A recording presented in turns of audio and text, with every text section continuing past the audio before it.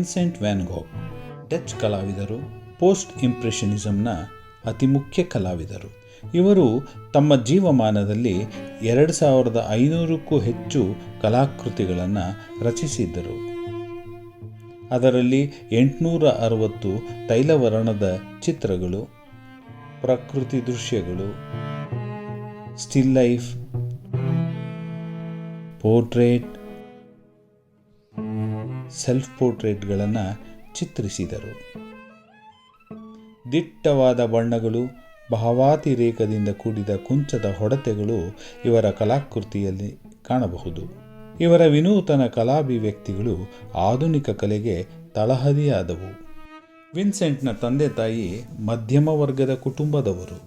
Vincent van Gog ಅನೇಕ ಕಾರಣಗಳಿಂದ ಬಾಲ್ಯದಿಂದಲೂ ತಿರಸ್ಕಾರಕ್ಕೆ ಒಳಗಾದವರು. ಹೆಚ್ಚು ಮಾತಿಲ್ಲದ ಗಂಭೀರವಾದ ನಡವಳಿಕೆ, ಪ್ರೌಢಾವಸ್ಥೆಯಲ್ಲಿ ತಾನು ಪ್ರೀತಿಸಿದ ಹೆಣ್ಣಿನಿಂದ ತಿರಸ್ಕಾರಕ್ಕೆ ಒಳಗಾದವರು, ತಾಯಿಯ ಪ್ರೀತಿಯಿಂದಲೂ ವಂಚಿತರಾದವರು. ನಿರಾಶೆಯ ಕೋಪದಿಂದ ಹೊರಬರಲು ಕ್ರೈಸ್ತ ಧರ್ಮದ ಬೋಧಕನಾಗಿ ಕೆಲಕಾಲ ಗಣಿ ಕಾರ್ಮಿಕರಿಗೆ ಉಪದೇಶ ಮಾಡಿ ಅಲ್ಲಿಯೂ ತೃಪ್ತಿ ಕಾಣದೆ ಮತ್ತೆ ನಿರಾಶೆ ಹೊಂದಿದವರು. ತಮ್ಮ ಅಭಿವ್ಯಕ್ತಿಗಾಗಿ ತೀವ್ರ ಹುಡುಕಾಟದ ನಂತರ ಚಿತ್ರಕಲಾವಿದನಾಗಿ ಬೆಳಕಿಗೆ ಬಂದವರು. ತಮ್ಮ ಮಾನಸಿಕ ಅಸ್ತವ್ಯಸ್ತದ ನಡುವೆಯೂ ಚಿತ್ರವನ್ನು ರಚಿಸಿದವರು. ಬೀದಿ ಬದಿಯ ತುಂಬು ಬಸುರಿ ವೇಶ್ಯೆಯೊಂದಿಗಿನ ಜೀವನ, ಹಣಕಾಸಿನ ಅವ್ಯವಸ್ಥೆಯ ಕಾರಣಗಳಿಂದ ಅವಳಿಂದಲೂ ತಿರಸ್ಕಾರ, ಗೆಳತಿಯ ಹುಟ್ಟುಹಬ್ಬಕ್ಕೆ ತನ್ನ ಬಲಗಿವಿಯನ್ನೇ ಕತ್ತರಿಸಿ ಉಡುಗೊರೆಯಾಗಿ ನೀಡಿದ್ದು, ಹುಚ್ಚಾಸ್ಪತ್ರೆಯಲ್ಲಿ ವಾಸ, ಸಾವಿನ ಭಯದ ವಾತಾವರಣ, ಈ ಎಲ್ಲ ಆಘಾತಕಾರಿ ಘಟನೆಯ ನಡುವೆಯೂ ಚಿತ್ರಕಲಾ ರಚನೆ ಮಾಡಿ ತಮ್ಮ ಆಕ್ರೋಶ, ಆವೇಶ, ಅಸಹಾಯಕತೆಯ ನೋವಿನಿಂದ ಕೂಡಿದ ವರ್ಣಚಿತ್ರಗಳನ್ನು, ಬಣ್ಣಗಳನ್ನು ಕ್ಯಾನ್ವಾಸ್ ಮೇಲೆ ಮೆತ್ತಿ ಕುಂಚ ಹಾಗೂ ಚಾಕುವಿನಿಂದ ನಿರ್ವಹಿಸಿದವರು. ಆಕಾರ ವಿಕಾರಗಳು ಚಿತ್ರಗಳಾಗಿ ಕ್ಯಾನ್ವಾಸ್ ಹಾಗೂ ಕಾಗದದ ಮೇಲೆ ರಚನೆಯಾದವು. ಈ ಎಲ್ಲ ಅಸ್ತವ್ಯಸ್ತ ಮನಸ್ಥಿತಿಯಲ್ಲಿಯೂ ತನ್ನ ಸ್ವಭಾವ ಚಿತ್ರಗಳನ್ನು ರಚಿಸಿ ಕೃತಿಗಳನ್ನು ಅನನ್ಯವಾಗಿಸಿದವರು. ಇವರ ಸನ್ಫ್ಲವರ್ ಕೃತಿಸರಣಿ, ಪ್ರಕೃತಿಯ ಚಿತ್ರಸರಣಿ, ತನ್ನ ಮನೆಯ ಒಳಾಂಗಣದ ಚಿತ್ರಗಳು, ಸೈಪ್ರಸ್ ವೃಕ್ಷ, ಸ್ಟಾರಿ ನೈಟ್, ಸ್ಟಿಲ್ ಲೈಫ್ ಸರಣಿ, ವೀಟ್ ಫೀಲ್ಡ್ಸ್ ಆ್ಯಂಡ್ ಕ್ರೋಸ್ ಹಾಗೂ 35ಕ್ಕೂ ಹೆಚ್ಚು ಸೆಲ್ಫ್ ಪೋರ್ಟ್ರೇಟ್ ರಚನೆಯನ್ನು ಮಾಡಿದ್ದಾರೆ.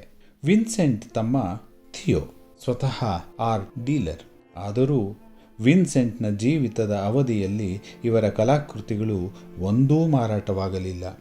ಈ ಕುರಿತು ಹಾಗೂ ಜೀವನದ ದುರಂತಮಯ ಸನ್ನಿವೇಶಗಳಲ್ಲಿ ವಿನ್ಸೆಂಟ್ ವ್ಯಾನ್ ಗೋಗ್ ತನ್ನ ತಮ್ಮ ಥಿಯೋಗೆ ಬರೆದ 100 ಪತ್ರಗಳಲ್ಲಿ ತನಗಾದ ಮಾನಸಿಕ ಹಿಂಸೆ, ತಳಮಳ, ದುಃಖ ದುಮಾನಗಳನ್ನು ದಾಖಲಿಸಿದ್ದಾರೆ.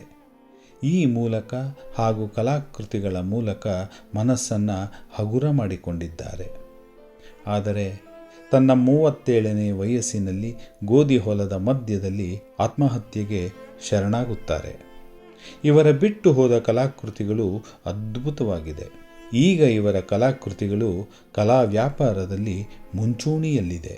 ಬದುಕಿದ್ದಾಗ ತಿರಸ್ಕಾರಕ್ಕೊಳಗಾದ ಇವರ ಕೃತಿಗಳು ಮರಣದ ನಂತರ ಇದರ ಮೌಲ್ಯ ಹೆಚ್ಚಿದೆ. ಇದು ಪರಿಸ್ಥಿತಿಯ ವ್ಯಂಗ್ಯ. ಇವರ ಕಲಾಕೃತಿಗಳಲ್ಲಿ ಬಹುಮುಖ್ಯ ಕಲಾಕೃತಿ ಸ್ಟಾರಿ ನೈಟ್. ಗಾಢ ಕತ್ತಲನ್ನಾವರಿಸಿದ ಹಳ್ಳಿ, ಮುಂಭಾಗದಲ್ಲಿರುವ ಸೈಪ್ರಸ್ ಮರ ಬೆಂಕಿಯ ಜ್ವಾಲೆಯ ಆಕಾರದಲ್ಲಿ ಮುಗಿಲು ಮುಟ್ಟುತ್ತಿದೆ.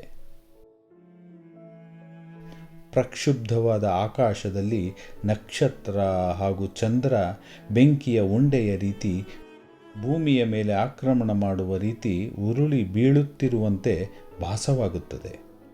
ಕಡು ನೀಲಿ, ಕಪ್ಪು, ಹಳದಿ, ಬಿಳಿಯ ಬಣ್ಣದ ಸುರುಳಿಯ ಕುಂಚದ ಹೊಡೆತಗಳು ಚಿತ್ರದಲ್ಲಿ ಬಿರುಗಾಳಿಯ ವೇಗವನ್ನು, ತಲ್ಲಣವನ್ನು ಉಂಟು ಮಾಡಿದೆ. ಸನ್ಫ್ಲವರ್ ಸೂರ್ಯಕಾಂತಿಯ ಹೂ. ಕುಂಡದಲ್ಲಿನ ಸೂರ್ಯಕಾಂತಿ ಹೂ ಸೂರ್ಯನ ಅತಿಶಾಖದಿಂದ ಗಲಿಬಿಲಿಗೊಂಡಿದೆ. ಕೆಲವು ಸುಟ್ಟು ಮುರುಟಿ ಹೋಗಿವೆ, ಕೆಲವು ಬಾಡಿದೆ, ಅಸ್ತವ್ಯಸ್ತ ಸ್ಥಿತಿಯಲ್ಲಿ ಕುಂಡದೊಳಗೆ ಬಂದಿಯಾಗಿ ನರಳುತ್ತಿದೆ. ಇದು ವಿನ್ಸೆಂಟ್ ತನ್ನ ಮಾನಸಿಕ ಸ್ಥಿತಿಯ ಚಿತ್ರಣವೆನ್ನುವಂತೆ ಚಿತ್ರಿಸಿದ್ದಾನೆ. ಗೋಧಿ ಹೊಲ ಮತ್ತು ಕಾಗೆಗಳು, ವೀಟ್ ಫೀಲ್ಡ್ಸ್ ಆ್ಯಂಡ್ ಕ್ರೋಸ್. ಈ ಕೃತಿಯಲ್ಲಿ ಗಾಢ ನೀಲಿ ಹಾಗೂ ಹಳದಿ ಎರಡು ವಿರುದ್ಧ ಬಣ್ಣಗಳನ್ನು ಪ್ರಮುಖವಾಗಿ ಬಳಸಲಾಗಿದೆ.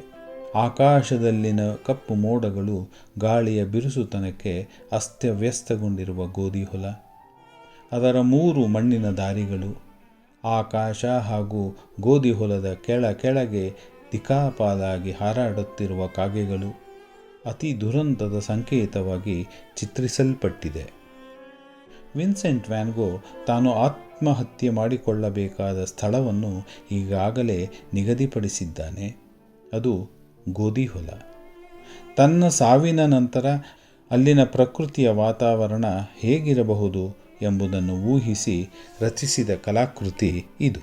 ಗೋಧಿ ಹೊಲದ ಮಧ್ಯದಲ್ಲಿನ ಪಿಸ್ತೂಲಿನ ಗುಂಡಿನ ಸದ್ದಿಗೆ ಹೆದರಿ ಚೆಲ್ಲಾಪಿಲ್ಲಿಯಾಗಿ ಹಾರುತ್ತಿರುವ ಕಾಗೆಗಳು ಹಾಗೂ ದಿಗ್ಭ್ರಮೆಗೊಂಡ ಪರಿಸರದ ಚಿತ್ರಣ ಅತ್ಯಂತ ಮಾರ್ಮಿಕವಾಗಿ ಮೂಡಿಬಂದಿದೆ. ಇಂತಹ ಕೃತಿ ರಚನೆಗಳ ಮೂಲಕ ವಿನ್ಸೆಂಟ್ ವ್ಯಾನ್ ಗಾಗ್ ಅತ್ಯಂತ ಪರಿಣಾಮಕಾರಿ ಚಿತ್ರಕಲಾವಿದನೆಂದು ಹೆಸರಾಗಿದ್ದಾನೆ, ಕಲಾಚರಿತ್ರೆಯಲ್ಲಿ ಅಮರನಾಗಿದ್ದಾನೆ. ನಾನು ಚಿತ್ರಗಳನ್ನು ರಚಿಸಿದ್ದು ಬಣ್ಣಗಳಿಂದಲ್ಲ, ನನ್ನ ರಕ್ತ ಮಾಂಸದಿಂದ ಎಂಬ ಹೇಳಿಕೆ ಅತ್ಯಂತ ಪರಿಣಾಮಕಾರಿಯಾಗಿದೆ. ಮುಂದಿನ ಕಲಾಪಂಥಗಳಿಗೆ, ಕಲಾವಿದರಿಗೆ ವಿನ್ಸೆಂಟ್ ವ್ಯಾನ್ ಗಾಗ್ ಮಾದರಿಯಾಗಿದ್ದಾರೆ.